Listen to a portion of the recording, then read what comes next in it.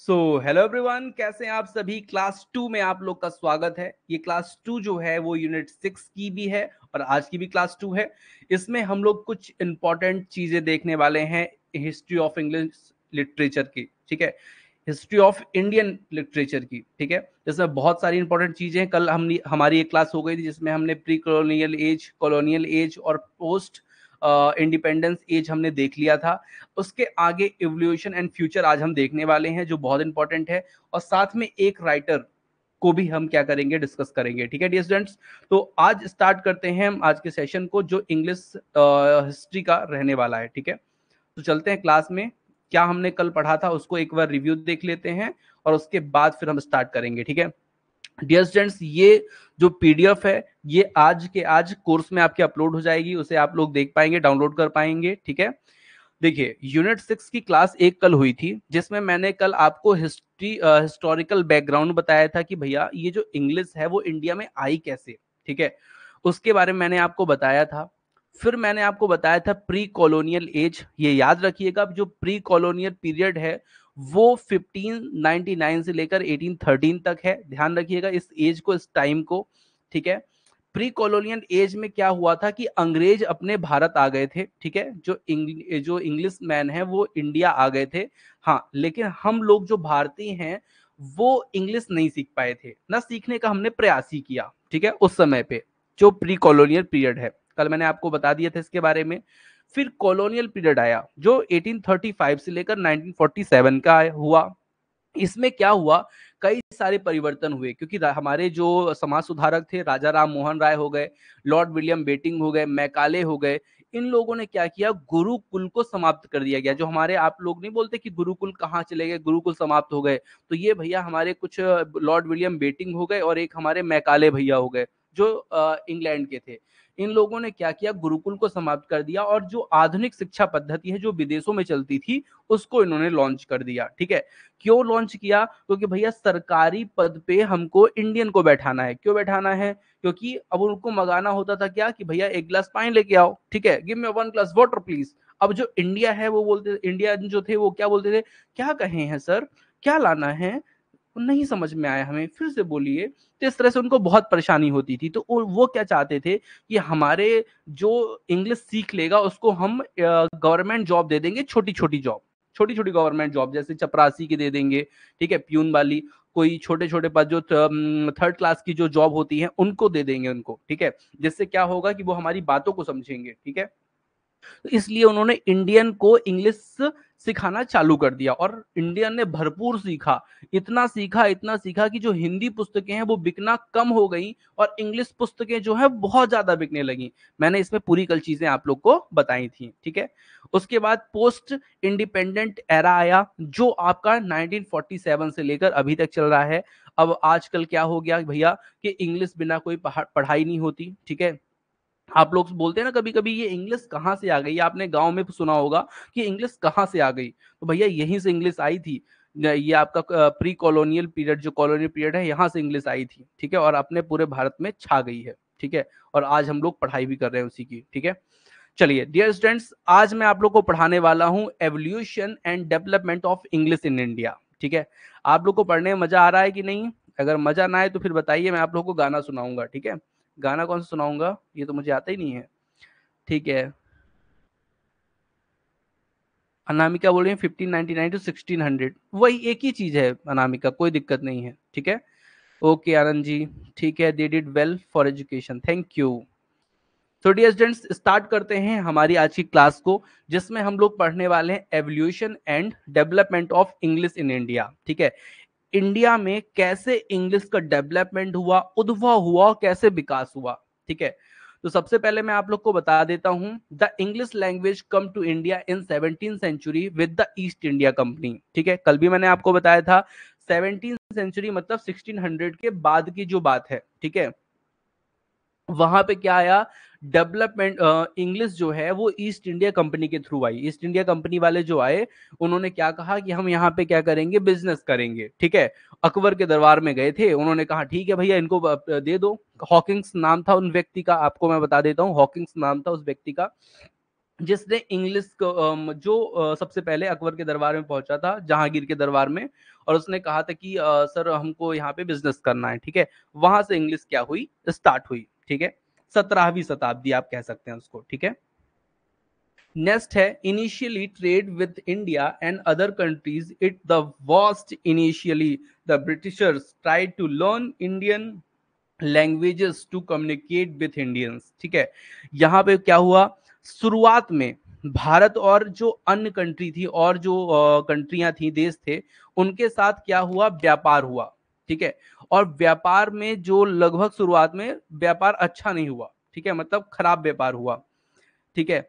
अंग्रेजों ने, जो अंग्रेज थे, उन्होंने भारतीयों के साथ क्या किया, बात करना शुरू किया, भैया क्योंकि व्यापार करना है, और जब व्यापार करना है तो फिर बात तो करनी पड़ेगी, ठीक है। और जब बात की तो बात जो है, भारत वाले जो है वो इंग्लिश वालों की नहीं समझे, और इंग्लिश वाले जो है वो भारत वालों की बात नहीं समझे। मतलब यहाँ पे एक बड़ा कम्युनिकेशन जो है लैंग्वेज का, वो प्रॉब्लम स्टार्ट हुई, ठीक है। हाँ, लेकिन यहाँ पे ब्रिटिशर्स जो हैं वो इंडियन लैंग्वेज सीखने का प्रयास कर रहे थे, क्यों, क्योंकि उनको करना था बिजनेस। और इंडिया वाले तो भैया ये बोलते हैं कि तुम्हें करना हो तो करो, नहीं तो जाओ, कहाँ जाओ, भाड़ में जाओ, ठीक है।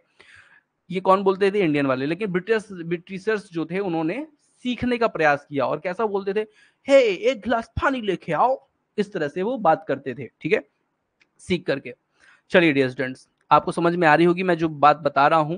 They started specially college for this purpose, और इसलिए उन्होंने क्या किया भैया, कॉलेज की भी उन्होंने कॉलेज भी स्टार्ट किया। कल मैंने आपको बताया था 3 कॉलेज उन्होंने स्टार्ट किए थे, 3 विश्वविद्यालय स्टार्ट किए थे, बॉम्बे, मद्रास और कलकत्ता में, ठीक है।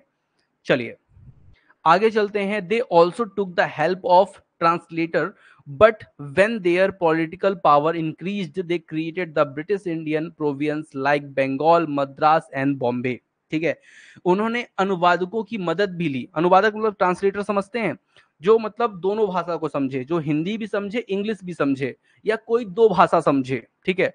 तो ऐसे लोगों की उन्होंने क्या किया, अंग्रेजों ने मदद भी ली। लेकिन जब उनकी जो राजनीतिक शक्तियां बढ़ी, राजनीतिक पावर समझते हैं, जब वो लोग ये भी चाहने लगे कि अब भारत में हम क्या कर लेंगे, कब्जा कर लेंगे, तो जब राजनीतिक शक्ति उनकी बढ़ी तो उन्होंने बंगाल, मद्रास और बॉम्बे में क्या किया, भारतीय प्रांत बनाए। भारतीय प्रांत मतलब समझते हैं, कह सकते हैं कि अपना राज्य बना लिया, ठीक है। आप लोग को पता होगा बक्सर का युद्ध हुआ था, ठीक है, बक्सर का जो लड़ाई हुआ था, है ना, उसमें इन्होंने क्या किया था, एक अच्छी हार दी थी बंगाल के जो नवाब थे उनको, ठीक है, बंगाल के जो राजा थे उस समय पे, सिराजुद्दौला वगैरह, उनको हराया था। और उन्होंने अपना क्या किया, अपना प्रांत बना दिया। जैसे आप लोगों को पता होगा कि पहले मध्य प्रदेश का नाम सेंट्रल प्रोविजंस था, तो इंग्लिश नाम कैसे हो रहे थे, ये सब अंग्रेजों के दिए हुए थे, ठीक है। तो इन्होंने अपनी राजनीतिक पावर बढ़ाने के लिए क्या किया, 3 स्टेट बनाए। कौन कौन से भैया, बंगाल, ठीक है, बंगाल और मद्रास एंड बॉम्बे, ठीक है। देन उसके बाद क्या हुआ, some missionaries institution taught English to Indian. अब यहाँ पे कुछ जो वो होते हैं ना, क्या बोलते हैं उनको, क्रिश्चियन के मिशनरीज, है ना, जो समितियां होती हैं, वो स्पेशली क्या करने लगे, इंडियंस को क्या सिखाने लगे, इंग्लिश सिखाने लगे। अच्छा, जो नॉर्थ इंडियन हैं हम लोग जो है वो हिंदी को ज्यादा अच्छे से बोल पाते हैं, इंग्लिश ज्यादा सीखने का प्रयास नहीं करते, ठीक है। अब देखिए, जितने आप देखेंगे बॉम्बे, ठीक है, मद्रास, जो बंगाल, जो पीछे के हैं, मतलब नर्मदा के उस पार के जितने भी राज्य हैं, वो आप देखेंगे तो इंग्लिश में बहुत क्या होंगे, निपुण होंगे। उसका रीजन ये है कि उनको बहुत साल पहले से, लगभग 19वीं शताब्दी, 18वीं शताब्दी से उनको क्या किया जा रहा है, इंग्लिश सिखाया जा रहा है, इनके द्वारा, मिशनरीज के द्वारा, ठीक है। चलिए आगे चलते हैं। आगे क्या है फिर, the Indian were also realized the importance of the English language. English also served as the communication language among Indians who speak different language. ठीक है, भारतीयों को भी, मतलब जो इंडियंस थे उनको भी इंग्लिश भाषा का महत्व समझ में आया, क्योंकि उनको पता चला कि भैया अगर हम इंडिया में है तो बहुत बढ़िया है, अगर हम इंडिया से बाहर गए तो हमको कहीं ना कहीं इंग्लिश सीखना पड़ेगा और हमें इंग्लिश आनी चाहिए, और तभी हम क्या करेंगे, पूरे वर्ल्ड पे राज कर पाएंगे, ठीक है। और उसका नतीजा भी देखिए, जो हमारे रामानुजन थे, हमारे जो वैज्ञानिक थे, वो हमारे रविन्द्रनाथ टैगोर जी थे, वो विदेशों में अपने झंडे गाड़ के आए थे। विवेकानंद जी थे, है ना, विदेशों में झंडे अपने गाड़ के आए थे, क्यों, क्योंकि उन्होंने इंग्लिश सीखी और इंग्लिश सीखकर अपनी संस्कृति को वहां पे जाकर बताया, ठीक है। English also serve as the communication language among Indian who speak different language, ठीक है। तो इंग्लिश जो है वो विभिन्न भाषा बोलने वाले जो भारतीय थे उनके बीच में संचार की भाषा के रूप में उभरी, ठीक है। मतलब जो इंडियन जो पहले हिंदी जहाँ पे लोग बोलते थे वहां पे इंग्लिश भी लोग बोलने लगे। इससे क्या हुआ कि इंडिया के जो लोग हैं वो बाहर जाकर भी क्या कर पाए, अच्छा काम कर पाए, ठीक है। आप लोग को पता होगा एक प्रभुपाद नाम के व्यक्ति थे, वो इंडिया से गए अमेरिका और वहां पे झंडे गाड़ के आए और आज तक उनके जो है captain Hawkins, correct correct Ram ji, बहुत बढ़िया नाम आपने बताया। यही पहले व्यक्ति हैं जो शाहजहां के दरबार में गए थे और बोला था सर हमें व्यापार करना है और हमें व्यापार करने के लिए अनुमति दीजिए। तो उन्होंने दे दिया अनुमति, और जब अनुमति दे दिया तो इन्होंने भैया ने क्या किया, पूरे इंग्लिश का प्रचार प्रसार कर दिया। Thank you thank you thank you, yes. चलिए, तो आप लोग को एवोल्यूशन समझ में आया होगा। इंग्लिश का एवोल्यूशन मतलब इंग्लिश का जो उद्भव है वो कैसे हुआ भारत में, ईस्ट इंडिया कंपनी द्वारा। फिर कुछ नाम याद कर लीजिए, जैसे राजा राम मोहन राय याद कर लीजिए, लॉर्ड मैकाले याद कर लीजिए, ठीक है, और लॉर्ड विलियम बेटिंग याद कर लीजिए, ठीक है। जो सती प्रथा है, जो बाल विवाह है, इसको भी रोकने में इन दोनों ने बहुत मदद की थी, राजा राम मोहन राय और लॉर्ड विलियम बेटिंग, ठीक है। चलिए, अब हम पढ़ेंगे future of English in India.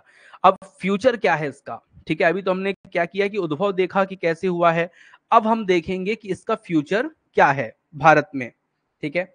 तो first, English is very important in some system like legal, financial, education और business enterprises in India. They are interested in learning the spoken English, ठीक है।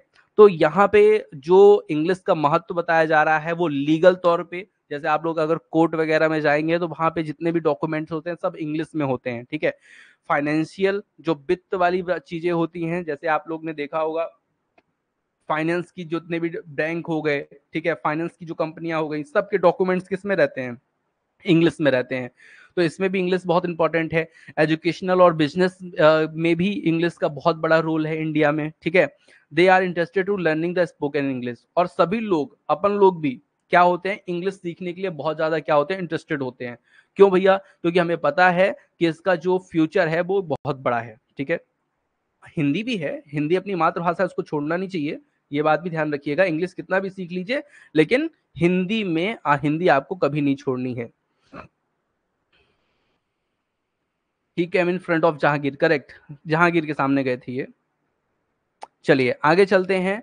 As a result various courses are developed from for teaching spoken English, ठीक है। अब ये क्या है, इससे क्या हुआ कि जब लोगों ने सीखना चाहा इंग्लिश तो क्या हुआ, इसके परिणाम स्वरूप जो क्या हुआ, जो बोले जाने वाली जो भाषा है इंग्लिश, ठीक है, उसको सीखने का प्रयास किया गया, उसको क्या किया गया, टीच किया गया, ठीक है। कोर्सेज उसके बनाए गए, जैसे आप लोग अभी पढ़ रहे हो ना एमपी सेट के लिए, इसी तरह के कोर्सेज बनाए गए, ठीक है। और कोर्सेज बना करके क्या किया गया, लोगों तक पहुंचाया गया, और इससे लोगों ने क्या किया भैया, लोगों ने इंग्लिश को सीखा, ठीक है। मिशनरीज तो सिखाई रही थी, और इस तरह से और भी लोग इंग्लिश, देखिए लोग जो है ना इसी तरह से क्या हो जाते हैं, भटक जाते हैं।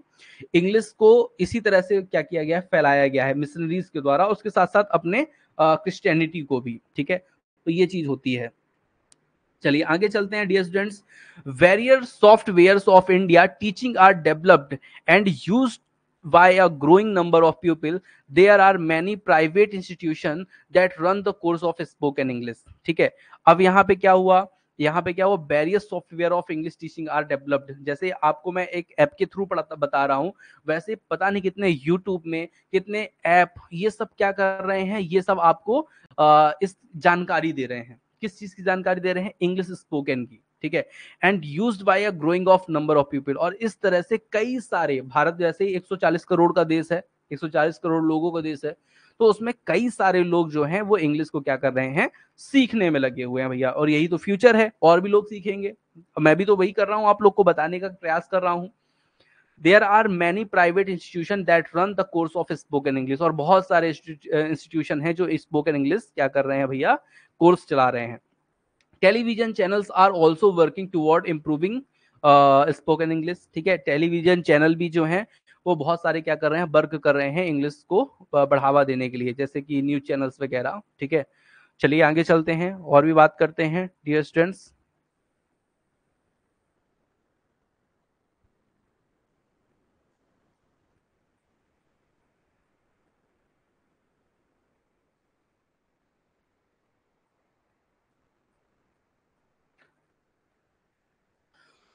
ठीक है। Some countries like India, Pakistan, Nepal, Bangladesh and several African nation have provided for the teaching of English mainly through through their nationals. ठीक है, थ्रू जैस यहाँ थोड़े स्पेलिंग एरर है।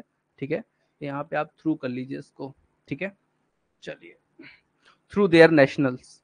तो यहाँ पे जैसे कि हमारे कुछ देश हैं, जैसे कि भारत हो गया, पाकिस्तान हो गया, नेपाल, बांग्लादेश और कई ऐसे अफ्रीकी देश हैं जो क्या कर रहे हैं, मुख्य रूप से अपने जो नागरिकों को इंग्लिश सिखाने की व्यवस्था कर रहे हैं। क्यों? क्योंकि उनको पता है, जैसे अपना जो भारत है ना, 140 करोड़ का देश है, उसमें मान लीजिए 40 करोड़ लोग इंग्लिश सीख गए और वो 40 करोड़ पूरे विश्व में फैल गए। अमेरिका, ठीक है, यूरोप की कंट्रीज, ठीक है, अमेरिकन कंट्रीज और भी अफ्रीकन कंट्रीज, सब जगह फैल गए।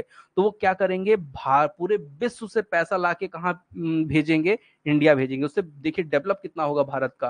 तो ये चीज हो रही है कि ये सभी छोटे जो देश हैं, जो जहाँ हिंदी बोली जाती है, जहां से लोग कम है विदेशों में, तो वो लोग क्या कर रहे हैं, इंग्लिश पढ़ाकर लोगों को बाहर भेज रहे हैं, है ना, और सिखाने का प्रयास भी कर रहे हैं। Japan and China open their doors to more number of native speakers of English to teach English। अब जैसे जापान हो गया, चाइना जैसे देश हो गए जहां पे जापानीज भाषा और चीन में चाइनीज भाषा बोली जाती है, वो भी इंग्लिश को क्या कर रहे हैं, सिखाने पे बहुत ज्यादा बल दे रहे हैं। और वहां पे जो देसी लोग हैं जो इंग्लिश बोलते हैं, उनको क्या कर रहे हैं, टीचर नियुक्त कर रहे हैं, टीचर बना करके भैया इंग्लिश सिखाओ लोगों को। ठीक है, तो ये पूरा प्रयास कर रहे हैं। There are three main drivers toward the greater use of English in India। ठीक है, तो यहाँ पर भारत में जो इंग्लिश है, ठीक है, उसमें अधिक लोग तक ये चीज पहुंचे, इसका तीन मुख्य कारण है। ठीक है, तीन मुख्य कारण समझिएगा।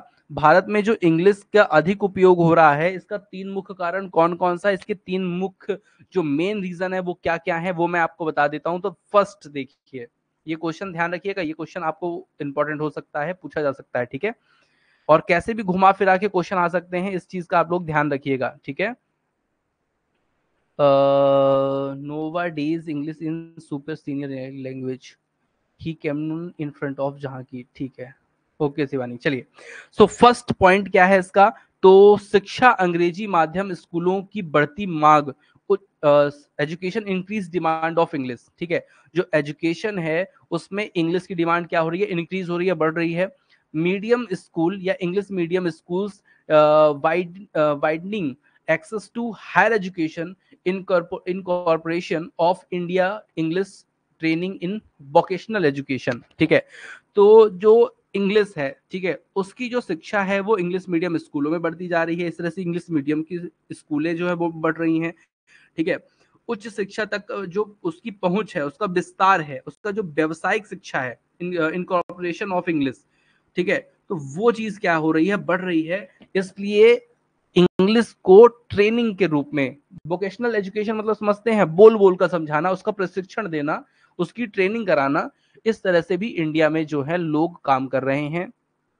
Employment, many job in organize sector now required good English skills. ठीक है, और जो जितने भी प्राइवेट सेक्टर हैं मोस्टली, वहां पे क्या कर रहे हैं, वो सब लोग इंग्लिश जिससे अच्छे से आती हो ऐसे लोगों को वो प्रेफर करते हैं, ऐसे लोगों को वो चाह रहे हैं। इसलिए वो क्या कर रहे हैं, इंग्लिश स्किल को क्या कर रहे हैं, लोगों को डेवलप करना चाहिए, जिससे वो जॉब्स जिसमें इंग्लिश की जरूरत है वो प्राप्त कर सके, पा सके। ठीक है, social mobility, English is seen as an access route to the middle classes and geographical mobility within India and beyond। ठीक है, मतलब जो सामाजिक गतिशीलता है, ठीक है, सामाजिक गतिशीलता है, उसमें इंग्लिश का देखिए बहुत महत्वपूर्ण रोल है, वो भारत में और उसके बाहर।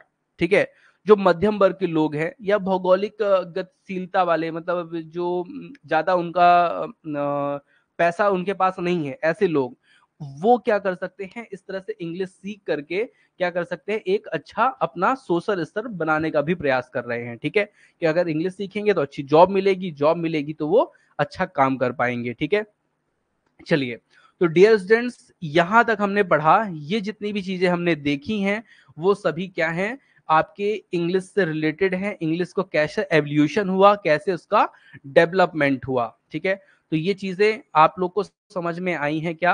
आप लोग को जितनी चीजें मैंने बताई वो चीज समझ में आई हैं क्या?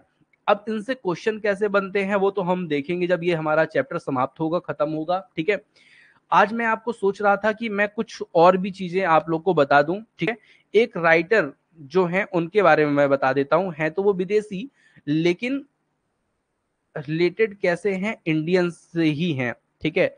उनके बारे में एक क्वेश्चन पिछली बार पूछा गया था, तो वो भी मैं आपको बता देता हूं। इंडियन लिटरेचर पे चलते हैं अपन लोग, ठीक है। ये कुछ पीडीएफ्स मैं आज डाउनलोड करूंगा आप लोग के ऐप में।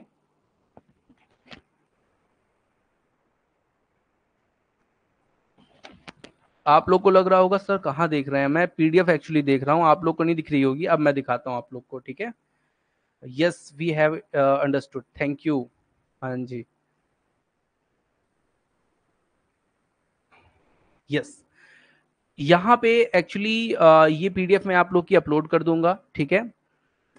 इसमें मैं आपको ऐसे राइटर्स के बारे में बताऊंगा और ऐसे वर्क उनके बताऊंगा जिससे क्वेश्चन हमेशा पूछे जाते हैं, ठीक है।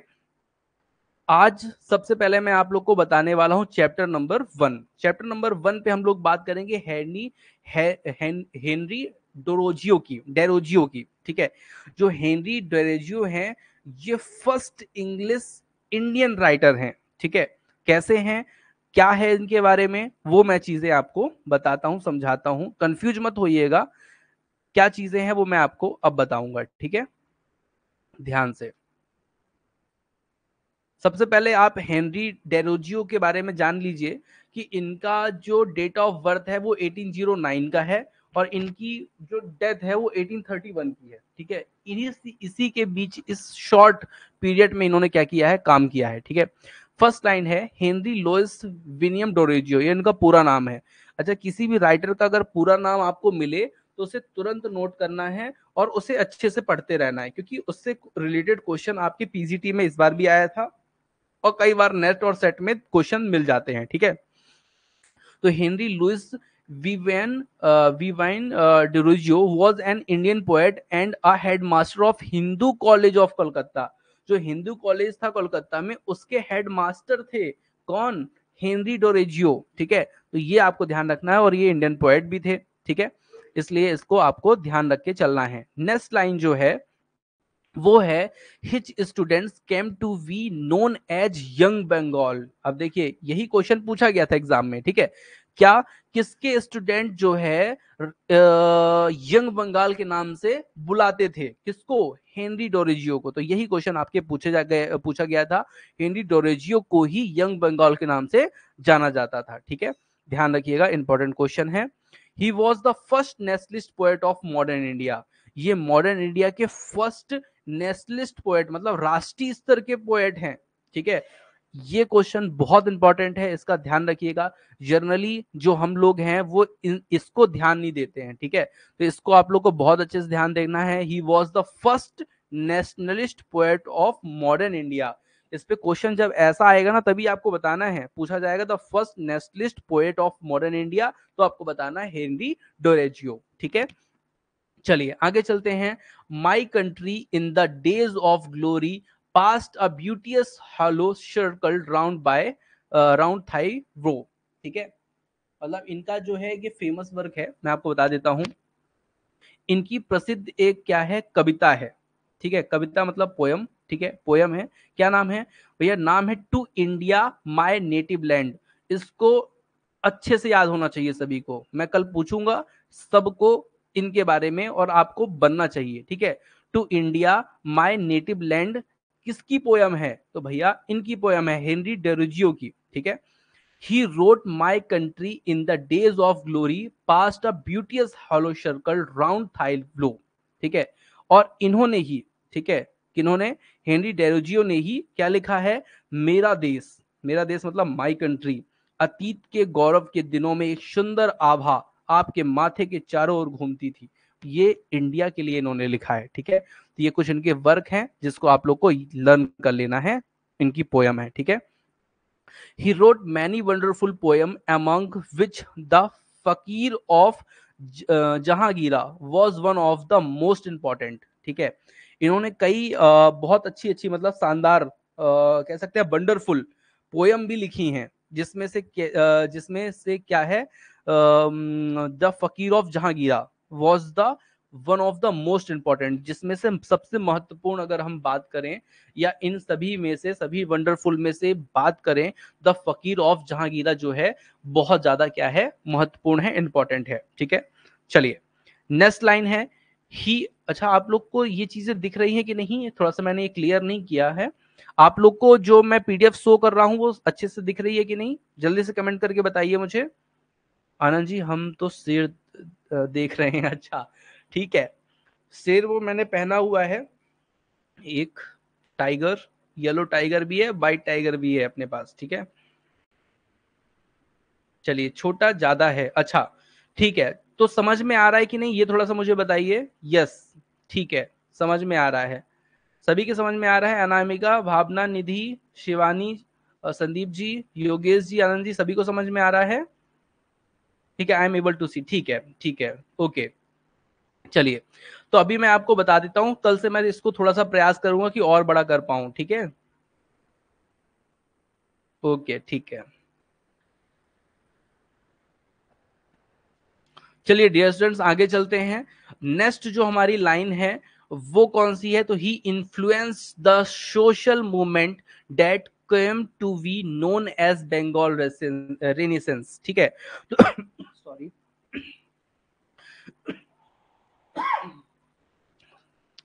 सॉरी, चलिए सामाजिक आंदोलन। ठीक है, जो सामाजिक आंदोलन समझते हैं, सोशल जो मूवमेंट चलते रहते हैं छोटे छोटे समाज सुधारक के लिए, तो ऐसे मूवमेंट में सामाजिक आंदोलन को प्रभावित भी किया है किसने, हेनरी डेरोजियो ने। ठीक है, बंगाल जो पुनर्जागरण है, बंगाल रेनेसेंस है के नाम से भी इनको जाना जाता है। तो देखिए कितना बढ़िया है इनका काम, इनको यंग बंगाल के नाम से भी जाना जाता है और बंगाल रेनेसेंस के नाम से भी क्या है, इनको जाना जाता है, लोग जानते हैं ऐसा। अच्छा, बच्चे स्टूडेंट इनको किस नाम से बुलाते थे, तो आपको यंग बंगाल बताना है। ठीक है, यंग बंगाल।